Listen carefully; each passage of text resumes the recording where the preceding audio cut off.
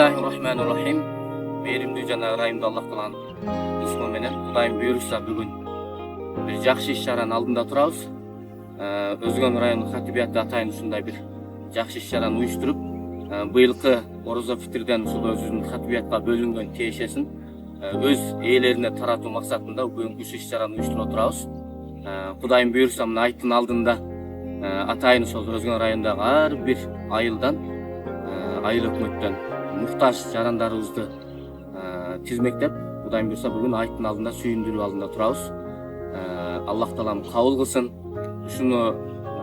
Ушундай иш-чарага себепчи болгон биздин Өзгөн районундагы ар бир имамдарыбыздан Аллах ыраазы болсун. Ушул топтолгон орозо фитрдин Өзгөн хатибиятында калган бөлүгүн аманат, бул адилеттүүлүк менен өз ордуна жеткирүү максатында атайын уюштуруп жатабыз. Баарыңыздардан Аллахым ыраазы болсун. Дагы бир жолу келе жаткан айтыңыздарды Аллах Таалам куттуу берекелүү кылсын. Айттын алдында бир сүйүнтүү максатында жакшы кылып иштеп жатабыз. Ассаламу алейкум ва рахматуллахи ва баракатух.